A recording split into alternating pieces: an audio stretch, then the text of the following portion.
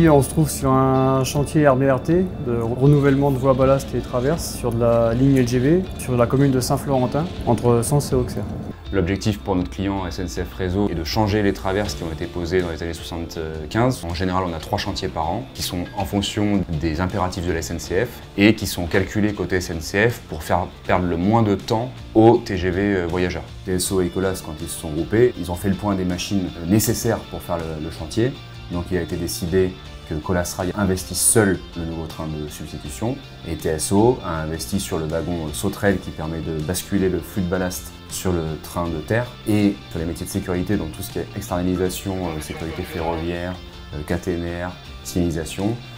Là il a été prévu aussi de se grouper parce qu'à l'époque les qualifications n'étaient pas suffisantes suivant les entités pour pouvoir répondre à l'appel d'offres et avoir toutes les qualifications nécessaires pour pouvoir être adjudicataire du marché.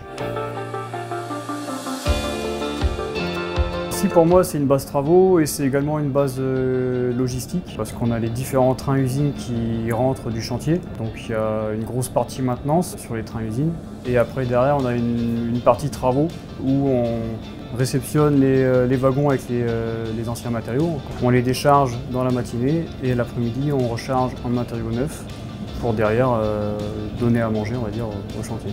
Et toutes les nuits, ça recommence. C'est un peu une chaîne sans fin, on va dire, du lundi matin jusqu'au samedi matin.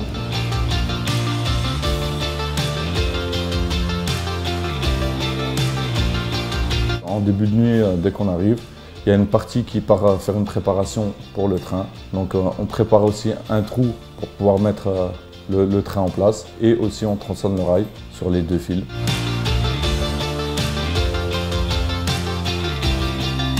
C'est un gros train bloc qui arrive, qui fait 700 et quelques mètres, qui se sépare en 2, voire en 3, pour faire du remplacement de ballast avec la dégarnisseuse TSO et du remplacement de traverse avec le P95 de chez Colas. Globalement, notre métier, c'est de programmer les travaux qui vont se faire la nuit suivante et de gérer la nuit N pour que ça se produise bien et qu'on travaille en sécurité, en régularité, en productivité. C'est un boulot de coordination pour tout le monde. Et voilà, nous on est un peu le chef d'orchestre pour toutes les activités globales.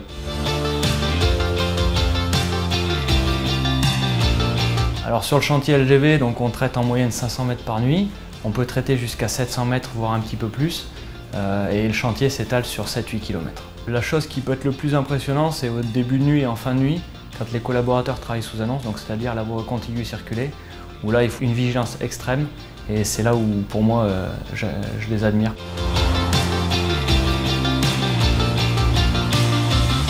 Les gens qui seront le plus en amont du chantier, ce sont les opérations de caténaire. La SNCF, sur ce chantier, nous demande d'abaisser le plan de voie.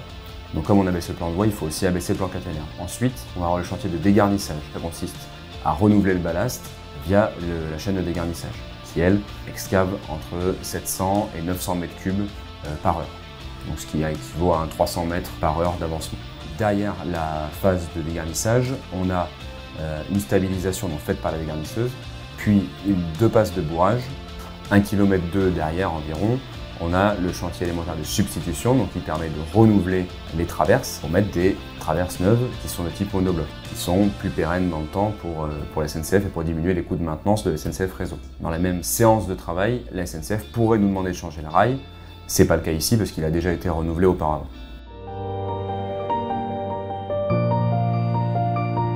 Derrière la phase de substitution, on a à nouveau 2 phases de bourrage et de régalage pour permettre de restituer là aussi le matin à 120 km/h aux circulations voyageurs.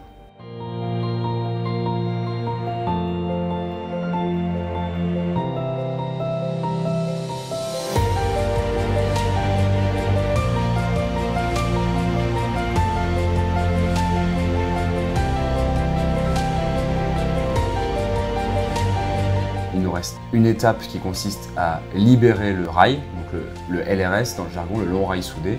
La libération des contraintes consiste à mettre le rail à une contrainte nulle, à une température de référence qui est la température de 25 degrés.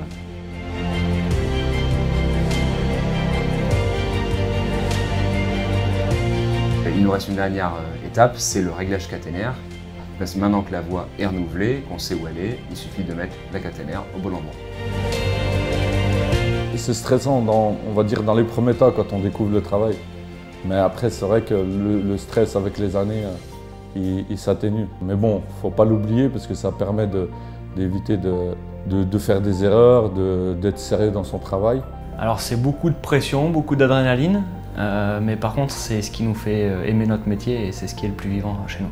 Aujourd'hui, la conclusion que j'en fais, c'est qu'avec les collaborateurs que j'ai, qui m'ont été donnés par tous les membres du groupement, on arrive à avoir une force de frappe énorme et on est capable de relever n'importe quel défi, que ce soit continuer à renouveler des LGV ou retourner sur des suites rapides lignes classiques et renouveler des lignes classiques.